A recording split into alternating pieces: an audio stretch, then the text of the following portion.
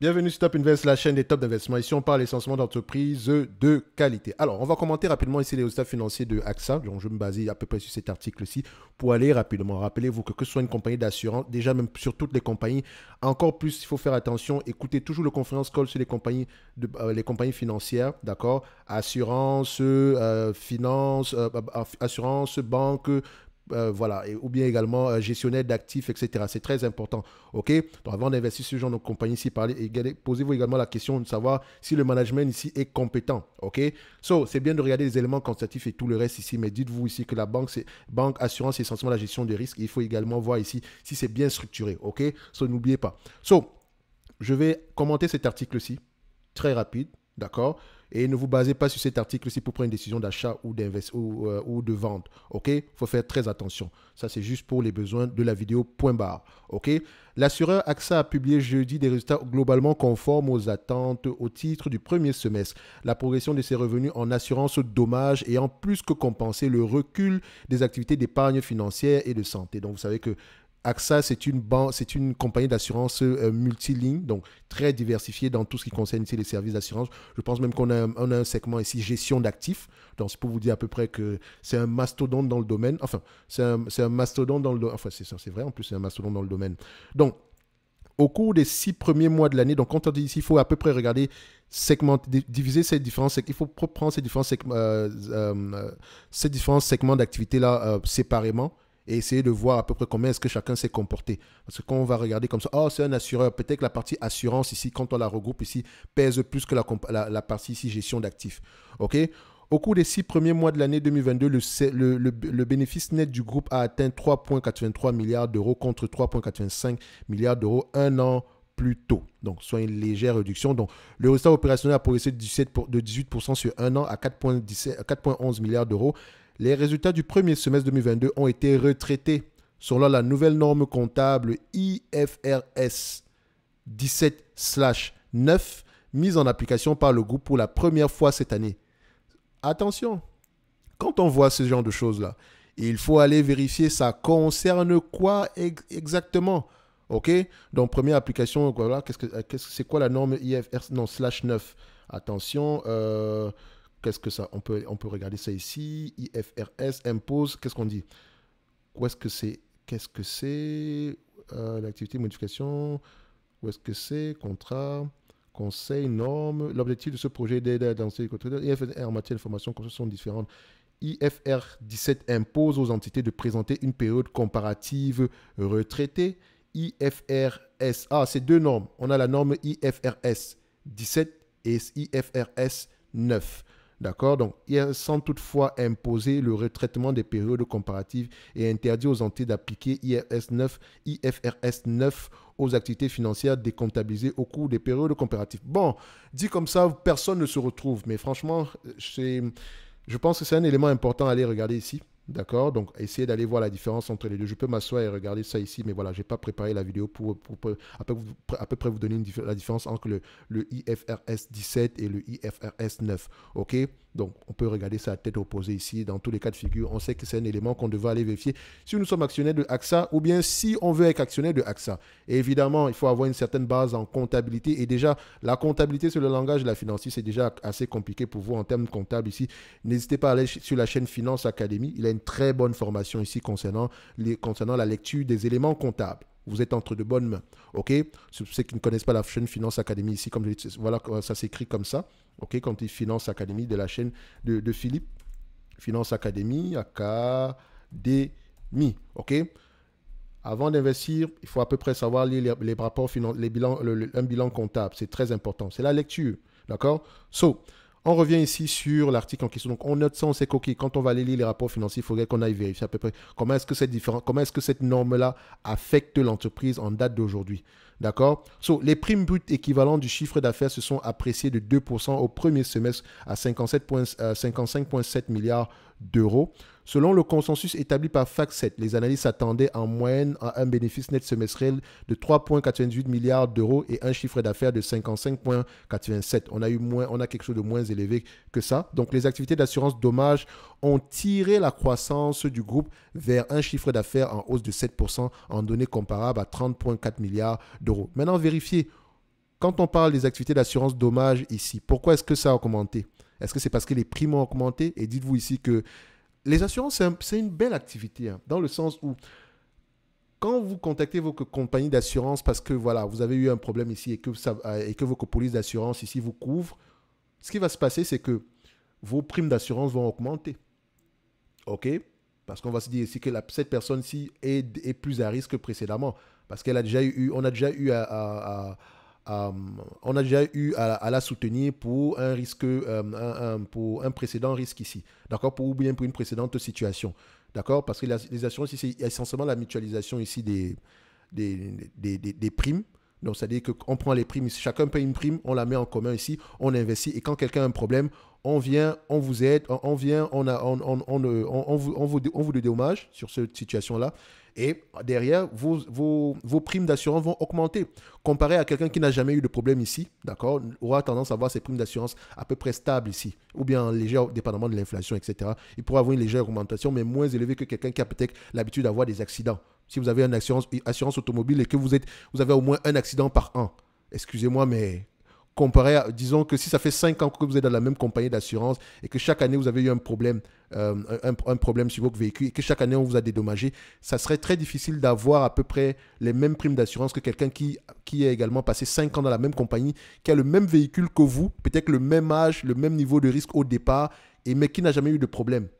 5 ans plus tard, vous allez voir que vos primes de risque sont totalement différentes ici. Donc, il faut faire attention ici. On continue ici. Donc, les activités d'assurance entreprise ont progressé de 9% à 18,9 milliards d'euros, soutenues notamment par la branche AXA XL dédiée aux grands groupes. En assurance particulière, les primes se sont appréciées de 5% à 9,8 milliards d'euros, grâce notamment à des hausses de tarifs dans l'assurance auto. Donc, allez vérifier, hausse de tarifs. Est-ce que quand on dit prime d'appréciation ici de ces différents segments d'assurance-là, est-ce que c'est par rapport à la hausse des tarifs? Si c'est hausse des tarifs, tant mieux, mais également, il faut également aller regarder ici les frais qu'on a dû payer ici, donc la différence entre le premium qu'on a obtenu et ce qu'on a payé ici en termes de dédommagement. OK? On aime bien quand c'est quelque chose d'assez stable. OK? En assurance dommage, l'environnement tarifaire reste favorable dans ce contexte. Dans ce contexte, la direction générale demeure confiante quant à la capacité du groupe à maintenir une excellente marge technique. Donc, allez-y lire le rapport annuel ici d'AXA. Il vous donne généralement ici une vue d'ensemble de l'activité en date d'aujourd'hui, d'accord, sur la zone euro, etc. Ok, vous pouvez également comparer à ce que vous allez voir sur Allianz ou ce genre de choses-là. Donc, c'est très important de lire sur AXA, mais également sur ses concurrents, parce que s'ils ont la même vision des choses, vous pouvez vous dire ici que, bon, peut-être que les deux disent la vérité, mais s'il y a des raisons différentes ici, si chacun dit quelque chose de différent ici, voilà. Posez-vous la question maintenant de savoir qui a raison. D'accord? Donc, normalement, l'industrie ici devrait avoir à peu près le même avis. Donc, il faut toujours aller lire sur le concurrent. Parce que AXA peut vous intéresser en date d'aujourd'hui, mais en lisant sur Allianz, vous vous rendez compte que Allianz ici est plus, en termes de risque ici, Allianz ici est moins risqué, ou bien a des marges bien plus élevées que ça, ou bien plus diversifié. Donc, le ratio combiné, principale mesure de rentabilité de l'assurance dommage. OK? Allez-y lire, c'est quoi le ratio combiné? C'est établi à 90,9% au premier semestre, en amélioration de 5 points par rapport à la même période en 2022. Vérifiez toujours la stabilité de ce combine ratio-là. Il faut qu'il soit stable dans le temps. OK? Très peu et vous allez voir ici que le combine ratio aussi, ça sera un élément que vous n'aurez pas, par exemple, en termes vous n'aurez pas ça vous n'aurez pas cette métrique-là sur les plateformes d'analyse ici. Parce que techniquement, ces plateformes-là ne sont pas adaptées pour analyser correctement les compagnies bancaires ou les compagnies d'assurance. C'est pour ça, généralement, ici, même parfois les rates, c'est pour ça, généralement, ici, qu'il y a beaucoup d'éléments, il y a d'autres éléments qu'on pourrait prendre en considération qui sont aussi importants que le bénéfice net, sinon plus importants. D'accord? Donc, on dit ici qu'il tient compte des coûts des récentes émeutes en France qui s'élèvent pour l'assureur à 125 millions d'euros, mais aussi d'une baisse des sinistres liés aux catastrophes naturelles. Et vous savez ici que le segment catastrophes naturelles ici a impacté l'augmentation ici du nombre de catastrophes naturelles ici a eu pour effet a eu un effet négatif sur les marges précédemment, mais également derrière, quand on a une recrudescence ici des catastrophes naturelles dans des zones en particulier, on a tendance ici également à augmenter les primes. OK? Donc, le ratio de solvabilité également est en forte hausse. Donc, AXA a connu un semestre plus difficile dans ses activités vie, épargne, retraite et santé, dont le chiffre d'affaires a reculé de 3%, donné comparable à 24,5 milliards d'euros. Les produits d'assurance vie et de gestion d'actifs ont enregistré une décollecte nette à la suite de la baisse des marchés actions au second semestre 2022. En assurance santé, le groupe a pâti du non-renouvellement de 2 importants contrats à l'international annoncés en fin 2022. Donc, au niveau du bilan, AXA a souligné que son ratio réglementaire de solvabilité 2 s'inscrivait à 235% à la fin du mois de juin. Et je ne vais pas vous expliquer c'est quoi ce ratio-là. Allez chercher. OK? Donc, en hausse de 20% par rapport au 31 décembre 2022 et se situait bien au-dessus de l'objectif cible de 190%. Donc, techniquement, on est bon. Pour également regarder la tendance. Très important. Pour l'ensemble de l'année, l'assureur a confirmé son objectif d'un résultat opérationnel supérieur à 7,5 milliards d'euros contre 6,1 milliards d'euros en 2022, recrété selon la norme IFRS 17/9, donc 17 et 9 si vous voulez. Donc, le groupe s'est dit par ailleurs confiant dans sa capacité à atteindre les objectifs de son plan Driving Progress 2023. Excusez-moi, je vous lui parler en anglais. Donc, Driving Progress 2023, qui prévoit une croissance moyenne annuelle du résultat par action au-delà de la fourchette cible de 3 à 7% entre 2020 et 2023 et une remontée de trésorerie de 14 milliards d'euros en cumulé sur la période 2021-2023. Donc, on arrive déjà vers la fin de ce plan stratégique-là. Maintenant, il faudrait regarder est-ce que l'objectif a été atteint ou dépassé. D'accord? S'il n'a pas été atteint, ça vous donne déjà une idée du management actuel. Oui, on pourrait dire ici également que voilà, l'activité était compliquée, etc. On n'aurait pas pu prévoir l'avenir, mais ce sont leurs chiffres, c'est leur plan. Donc, c'était à eux ça veut dire ici que quand on a un plan, on s'en tient au plan. D'accord? Donc, soit on est moins 10 ans, et là, on obtient de très gros résultats. Mais si on a été trop optimiste ici sur le plan, est-ce que je vais faire confiance à nouveau à ce management-là sur le prochain plan qui sera peut-être disponible d'ici 2024? Je ne sais pas. Bref, c'est la question. C'est ce que moi, je me dis quand je lis ça ici. Encore faut-il. C'est juste pour poser des questions. Interrogé lors d'une conférence téléphonique sur les rumeurs d'une cession du pôle réassurance AXA XL. Et la réassurance est un business très compliqué. Frédéric de Courtois, le directeur général délégué du groupe, a indiqué que la branche avait enregistré des résultats très satisfaisants au premier semestre et disposait de bonnes perspectives. Nous ne faisons pas d'autres commentaires, a-t-il ajouté.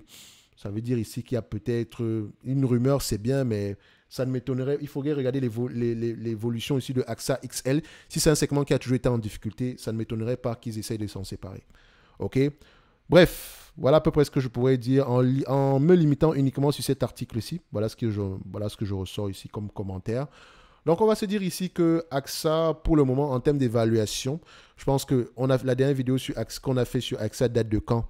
Elle date du 15 du mois de juillet. Donc, c'est assez récent. C'est sûr que c'était avant les résultats ici. Donc, est-ce qu'il y aura une différence ici par rapport à la date actuelle? Je dirais que non. Je pense également qu'on a fait le tour la dernière fois et qu'on considère que l'entreprise était déjà sous-évaluée à cette période-là. Est-ce que ça a trop changé en date d'aujourd'hui? Je ne pense pas. OK? Donc, je vous invite également à combiner cette vidéo-là avec celle-ci. OK? Donc, sur AXA, on reste également assez confiant du point de vue dividende, etc. Je pense que le discours ne va pas changer. OK? Ça reste un business ici, comme je l'ai dit tantôt, je pense sur les dernières vidéos. Donc, pour moi, AXA ici, j'aurais tendance à regarder les actifs tangibles par action, mais attention, regardez également ces actifs tangibles par action, vu que c'est une compagnie d'assurance multiligne ici. Pourquoi est-ce qu'ils ont diminué à cette période-ci? Et on a vu ici que la plupart des compagnies européennes, que ce soit Allianz, etc., ils ont eu tendance à avoir des actifs tangibles par action qui ont diminué, notamment parce que les actifs tangibles, même en termes de volume, ont eu tendance à fluctuer. Et la fluctuation ici peut être due à une revalorisation uniquement, pas au fait qu'on ait perdu de l'argent dans quoi que ce soit. Parce que généralement, quand vous comparez ici la partie bénéfice net, normalement, quand une entreprise se comporte mal, quand une entreprise ici doit supporter des dommages plus élevés que les primes ici, on a tendance à avoir des bénéfices nets moins élevés, d'accord, ou bien négatifs. Et ça peut avoir un impact sur les actifs tangibles par action. OK? Donc, ça peut être temporaire ici. Donc, si on prend ça à 10 fois les bénéfices, etc., donc je vous laisse aller voir la vidéo précédente. Donc, AXA ici, je pense que c'est assez correctement évalué. Par rapport aux dividendes ici, on est assez correct. Elle a les moyens de le payer. OK?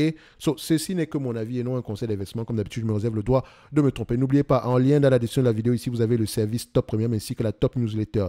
D'accord? So, un like, un abonnement, un commentaire, ça fait toujours plaisir. Et n'oubliez pas, sur le service Top Premier également, vous pouvez avoir des informations concernant la formation concernant l'analyse des compagnies d'assurance. Comme je le dis toujours, moi, je crois aux formations thématiques. Donc, c'est-à-dire que j'aurais tendance uniquement à faire des formations sur des compagnies, sur des secteurs d'activité en particulier, parce que c'est essentiellement le questionnement. Ça ne sert à rien de regarder comment analyser une action alors que chaque action est différente. Le raisonnement est différent ici, dépendamment ici des secteurs d'activité. C'est essentiellement le questionnement. Et quand je vais regarder une compagnie d'assurance, qu'est-ce que je dois regarder? Par exemple, ici, on vous a parlé du combine ratio ou bien du ratio de solvabilité ici. Qu'est-ce que c'est? Allez-y vérifier. OK? Sur les compagnies bancaires ici, il y a également certains éléments c'est un langage très particulier qu'il faudrait également aller vérifier. D'accord? Donc, dépendamment des secteurs d'activité, il faut également voir les drivers. Comment est-ce que je vais reconnaître, où est-ce qu'on tire nos différents types nos différents revenus et comment est-ce que je peux le voir de manière quantitative rapidement. OK? Bref, les liens sont dans la description de la vidéo. On va se donner rendez-vous sur la prochaine vidéo et d'ici là, portez-vous bien. Merci.